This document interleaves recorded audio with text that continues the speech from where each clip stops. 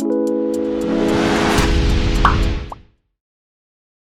Ravi sir, dust fragrance YouTube channel में आपका हार्दिक स्वागत है सर। नमस्कार, आपका भी बहुत बहुत स्वागत है सर।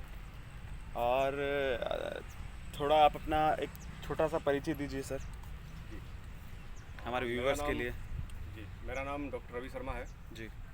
और मैं मूलतः सीकर का निवासी हूँ। ठीक है। और अभी पिछले 3 साल से मैं जयपुर शिफ्ट हो गया हूँ। ठीक है। बाई प्रोफेशन मैं MBBS MS ops and gynae हूँ। जी। आप कह सकते हैं गायनिकोलॉजिस्ट हूँ। जी। और अभी जयपुर में मैं प्रैक्टिस कर रहा हूँ। जी। ओके जी सर।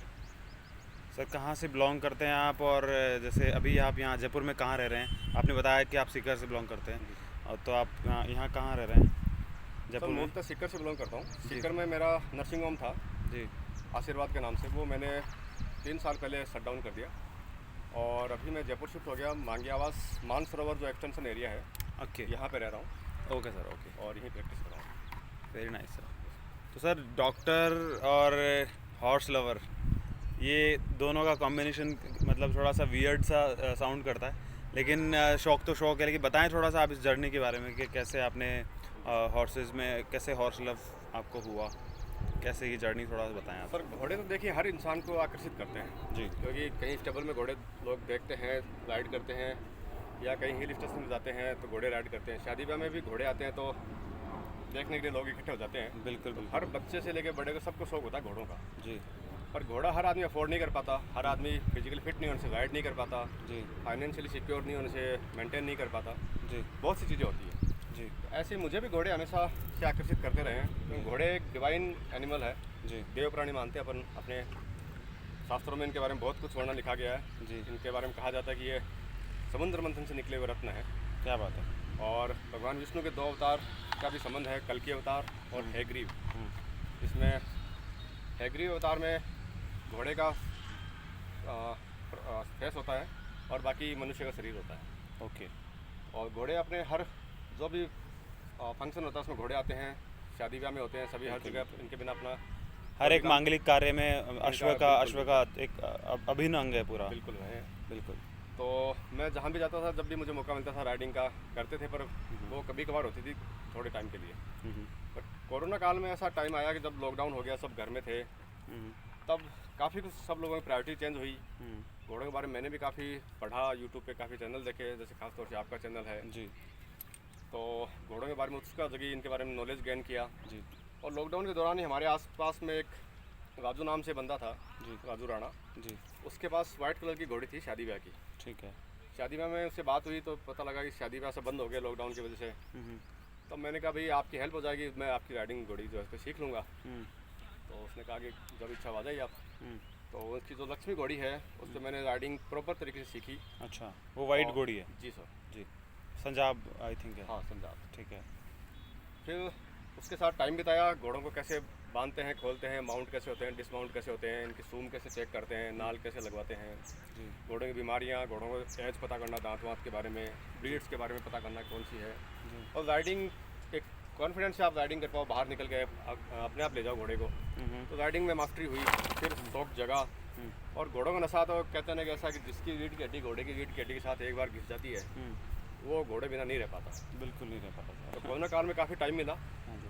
तो मैंने भी अपनी प्रायोरिटी चेंज की। मैंने कहा वर्किंग आवर्स कम करेंगे, 24 आवर जैसे बीइंग ए गायनेकोलॉजिस्ट हमारा जॉब इस तरह रहता है, 24 घंटे काम, कभी भी बिल्कुल 24 कॉल आ जाती है, बिल्कुल। सर्जरी वगैरह काफ़ी रहती है। तो वो सब कम करके फिर मैंने 10 to 5 ही जॉब करना शुरू किया। ठीक है। तो फिर मैंने घोड़ों के बारे में रिसर्च की, पता किया, कई स्टड फार्म विजिट किए, दोस्तों के पास, हमारे कई फ्रेंड सर्कल में भी हैं। मेरे कई राजपूत मित्र हैं जो उनके दादा परदादा वर्षों से घोड़ियाँ रखते आ रहे हैं, उनके ठिकानों में घोड़ियाँ बंधी हुई। जी। तो वो सब विजिट किया। तो उसके बाद धीरे धीरे ये लगाव प्रेम बढ़ता ही चला गया।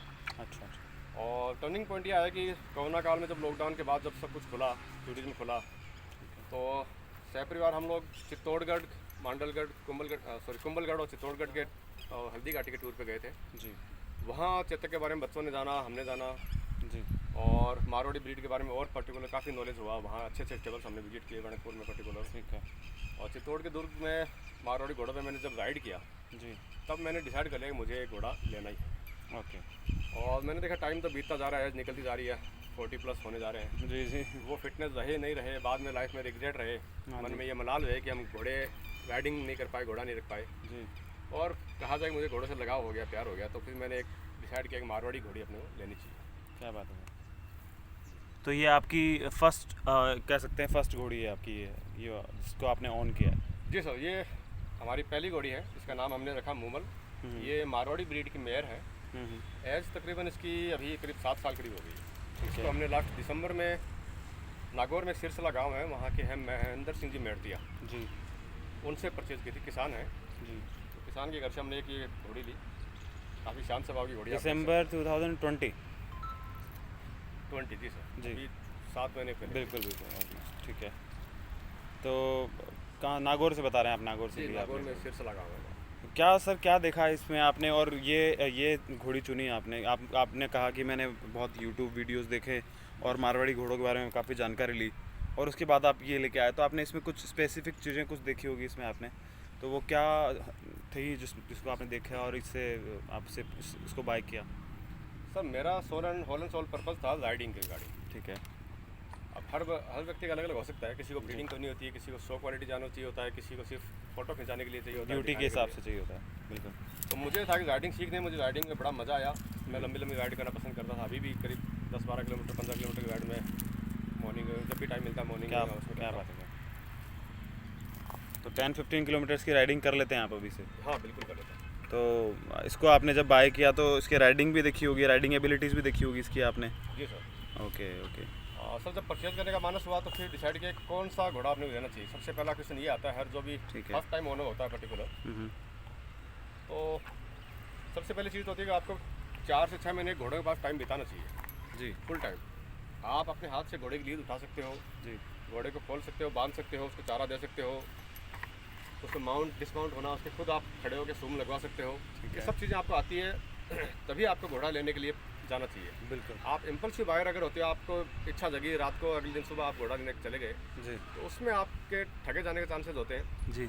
और ये हो सकता है कि आप लेना कुछ और चाह रहे हैं, आप कुछ और लेके आ जा सकते हैं। तो वो सब चीज़ें इम्पल्स बाइंग में होता है। बिल्कुल। आप 2-4-6 महीने आप घोड़े के साथ बिताते हो, तब आपका डिसाइड होता है कि आपको किस तरह घोड़ा लेना चाहिए। मुझे राइडिंग के पर्पज़ की घोड़ी चाहिए थी। जी। तो पहली चीज़ होता है फर्स्ट टाइम ओनर को एज ए रूल मेयर लेनी चाहिए। ठीक है। और बहुत ज़्यादा लाइन के पीछे नहीं भागना चाहिए, लाइन वन के चक्कर में बाद की चीज़ें हैं। ठीक है। आपको एक मेयर जिसका टेम्परामेंट बहुत कूल हो, जो आपको अच्छे से राइड कराए। और बात आती है ब्रीड की, तो थेरो फॉरेन ब्रीड है। अपने यहाँ के माहौल के हिसाब से जो जानवर ढला होता है वो बेस्ट रहता है। राजस्थान के पर्टिकुलर सीजन में मारवाड़ी अपनी वर्ल्ड वाइड फेमस ब्रीड है। गुजरात में जैसे काठियावाड़ी भी राइडिंग के लिए बहुत फेमस घोड़े हैं। जालौर के अलावा जोधपुर जैसे में बाड़मेर रीजन में सिंधी घोड़े भी काफ़ी लोग राइडिंग के लिए रखते हैं। और जो ब्यूटी मारवाड़ी ब्रीड में आती है वो अपने बाकी अदर इंडिजिनस हॉर्सेज में नहीं है। ठीक है। और ये इस माहौल के अनुसार ढले हुए हैं, यहाँ के लिए एक्लेमेटाइज है फुल्ली। यहाँ की गर्मी सर्दी सब ये सब झेल सकते हैं। और बहुत कम पानी में, बहुत कम दाने में, पानी चारे में भी आराम से रह सकते हैं। इनके लिए बहुत ज़्यादा मेडिकेशन की ज़रूरत नहीं पड़ती। बिल्कुल। इनमें बाकी दिक्कतें भी कम आती हैं।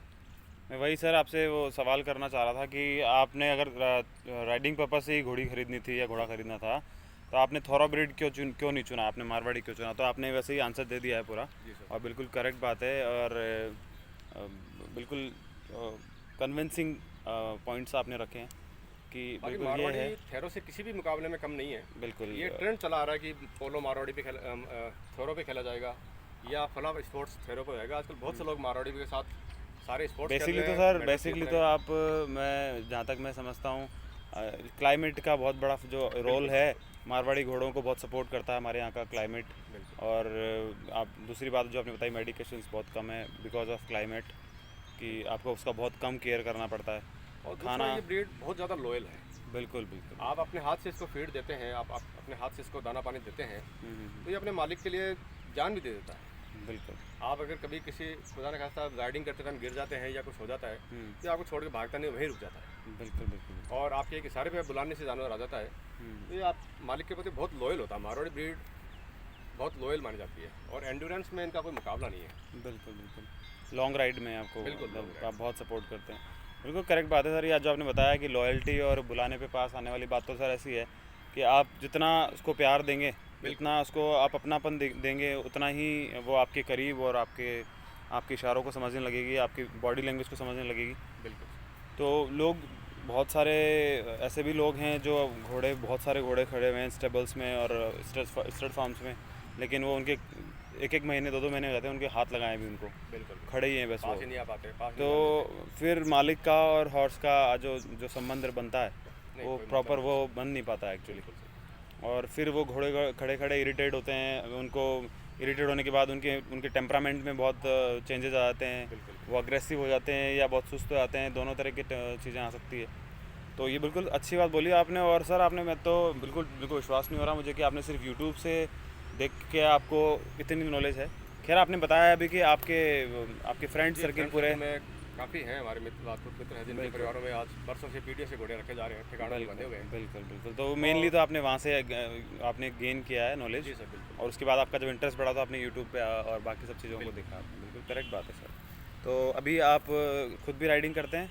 बिल्कुल सर, मैं खुद भी करता हूँ। मेरे दोनों बच्चे हैं, एक 13 साल का बड़ा बेटा है अच्छा और एक छोटा 7 साल का बच्चा है। दोनों राइडिंग काफ़ी हद तक सीख गए हैं। अच्छा। और इवन मेरा छोटा 7 साल का बच्चा है, वो भी इस पर गाड़ी पे बैठ के आराम से ले जाता है, वापस ले आता है। क्या बात है। तो मुझे इतना कॉन्फिडेंस इस पर कि गिराती नहीं है, कुछ भी मिसअप नहीं होता। देखो घोड़ी लेने का एक अच्छा फ़ायदा तो आपको ये हुआ कि आपने जब चाहा कि मैं 40s में आ गया हूँ और मेरे को ये नहीं रह जाए रिग्रेट कि मेरी जब तक बॉडी काम करती थी या उस लायक थी कि राइडिंग कर पाऊँ तब तक नहीं कर पाया। और अच्छी बात उसमें ये रही प्लस पॉइंट कि आपके बच्चों को भी वो एनवायरनमेंट मिला। बिल्कुल सर। तो अब बच्चों को जब आपने ये शौक लगा दिया तो उससे अच्छी तो कोई बात ही नहीं बिल्कुल सर, बहुत फ़ायदा मिला। बच्चे पहले क्या सिर्फ गैजेट्स के पीछे भागते थे जी मोबाइल, लैपटॉप, टैब छोड़ते नहीं थे घर में, उनका सारा टाइम इसी में लगा रहता था। जी। जब से आउटडोर एक्टिविटी शुरू हुई है, बच्चे सुबह शाम तैयार रहते हैं, 2-2 घंटे स्टेबल में बिताते हैं, घोड़े के साथ बिताते हैं। बिल्कुल बिल्कुल। दूसरी चीज़ बच्चों में अपन कह सकते हैं, बड़ों में भी घोड़ों से या अपन कह सकते हैं पर्टिकुलर गाय से इम्यूनिटी बहुत बूस्ट होती है। बिल्कुल होगी। आप इनके साथ ब्रश करते हो, पूरा करते हो, इनके जो प्रोटीन्स होता है वो आपके अंदर एंटीबॉडीज़ बनाता है। बिल्कुल सर। तो आपकी इम्यूनिटी इंप्रूव होती है जितने भी आप नेचर के पास रहोगे। जैसे आप जो लोग खेती करते हैं वो स्वस्थ रहते हैं, गांव में रहते हैं अपन कहते हैं। जो जानवरों के साथ जैसे घोड़े हैं, गाय है, इनके साथ रहते हैं तो उनकी इम्यूनिटी बूस्ट होती है। ये साइंटिफिकली प्रूवन चीज़ है। बिल्कुल करेक्ट बात है सर। और दूसरा, आप कितना भी स्ट्रेस में हो, आजकल हर आदमी स्ट्रेस में जी रहा है। बिल्कुल। किसी को फाइनेंशियल है, किसी को हेल्थ इश्यूज से लेके है, किसी को पारिवारिक समस्याओं से है, कोई वैसे ही स्ट्रेस में है कि दूसरे प्रोग्रेस कर रहे हैं, अपन नहीं कर पा रहे, कई चीज़ें हैं। हर आदमी स्ट्रेस में रहता है। बिल्कुल करेक्ट बात है। तो घोड़े और गाय के पास ऐसे डिवाइन एनिमल है कि आपका सारा स्ट्रेस दूर हो जाता है। आप इनके साथ टाइम बिताते हो, आपको इतनी पॉजिटिव एनर्जी मिलती है, आपका मन नहीं करता कि वापस जाके आप उसी साइकिल में वापस जाएं, काम वाले साइकिल। परफेक्ट बात है सर, परफेक्ट। बहुत ये अच्छी बहुत बात। बड़ा एडवांटेज है इनका आज के टाइम में। बहुत अच्छी और बहुत अच्छी नॉलेज आपने गेन की है। दूसरा, बहुत अच्छे से आप इस चीज़ को समझ पा रहे हैं कि घोड़ों के जो वैल्यू है और स्पेशली मारवाड़ी घोड़ों की जो वैल्यू है उसका आपने बहुत करीब से देखा है और आपने बाय भी किया है घोड़ा। तो आप और करीब से जब हम रखने लगते हैं जी। तो उसके बाद हमें बहुत उसकी करीबियाँ भी पता लगने लगती है, उसकी अच्छाइयाँ बुराइयाँ पता लगने लगती है। बहुत तो ज़्यादा अपने को पता लगता है। तो प्रैक्टिकली ग्राउंड लेवल पे आप में उतरे हैं और आपने ये सीखा है तो बहुत अच्छा लग रहा है कि इस तरह की नॉलेज एक नए व्यक्ति को अगर होती है तो बहुत अच्छा लगता है सर, बिल्कुल नया मज़ा आता है। और सर जैसे अब आगे का आपका जर्नी हम हॉर्सेस से रिगार्डिंग अगर मैं बात करूं तो क्या आपका प्लानिंग है आगे हॉर्सेस के लेके? सर आप स्टड फार्म, बड़ा स्टड फार्म कुछ या जानवर बढ़ाने की कोई प्लानिंग या बच्चों को स्पोर्ट्स में उतारने की प्लानिंग, क्या थोड़ा सा आप बताएं। जी। देखिए सर, बच्चों में अगर इंटरेस्ट डेवलप होता है और स्पोर्ट्स में जाना चाहते हैं तो मैं बिल्कुल उसके लिए एग्री हूँ। और प्रॉपर गाइडिंग स्कूल जहाँ पे सब ट्रेनिंग स्पोर्ट्स की गाइडिंग होती है, बिल्कुल, तो जयपुर में है कई स्टड फार्म्स, तो बिल्कुल डेफिनेटली ज्वाइन कराऊंगा। बच्चों का जो भी जिस तरफ भी रुझान होता है कोई दिक्कत नहीं उसमें, बहुत अच्छी चीज़ है। बच्चा ये इन चीज़ों के साथ रहता है, घोड़ों के साथ रहता है तो बाकी चीज़ों से दूर हो जाता है। बिल्कुल परफेक्ट बात है। जो बुरी संगत है और बाकी दोस्तों के साथ गलत आते हैं, नशे की है, वो सब चीज़ों से बच्चा दूर हो जाता है। बिल्कुल सर, तो बहुत बड़ा एडवांटेज होता है इसका। बिल्कुल सर, बिल्कुल करेक्ट बात बोल रहे हैं। और दूसरा सब बढ़ाने का तो ऐसा है कि अब जैसे रखा है तो इच्छा होती है कि 1 से 2 हो, बेटर हो। आप इसका ब्रीडिंग कराने का लेके मानस है, ब्रीड कराया हमने। जैसे अभी जयपुर में एक स्टैलियन हमने दिखाया है जोरावर नाम से। ओके। तो 63-4 करीब की हाइट का है। लाइन का है सर, वो कोई किसी लाइन से बिलोंग करता हाँ, है? वो उन्होंने बताया कि काला कांटा का पोता है वो। ओके। किंग अजूबा है उसका जो शायर है। Okay okay okay sir, very nice sir. So बताइए आपको, आप कुछ टाइम के बाद एक लाइन के बच्चे के आप ऑनर हो जाएंगे। वैसे एक सर लाइन हर का घोड़ा बच्चा लाइन आपके का ही घर में आ होता है। जाएगा। हर घोड़ा किसी अच्छे स्टेलियन का ही होता है, पर नहीं, हमको पता नहीं होती इसलिए अपन कह सकते हैं अननोन है। समय के हिसाब से, लेकिन सर जो लाइन अब ट्रेंड चल रहा है ट्रेंड जो चल रहा है वो उस हिसाब से नहीं, बहुत उसमें अच्छी कोई बात है। दिक्कत नहीं और कॉन्ग्रेचुलेशंस आपने एक अपने आप की घोड़ी को उस तरह से। सो और सर आप क्या नए लोगों के लिए आप जैसे आप खुद भी नए हैं, तो क्या आप एज ए न्यू कमर इस लाइन में आप हैं, तो आप क्या नए लोगों को आप कुछ एक मैसेज देना चाहेंगे लास्टली?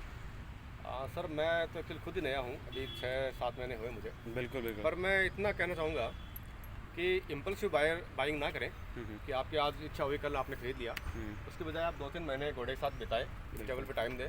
बिल्कुल बस सही बात है।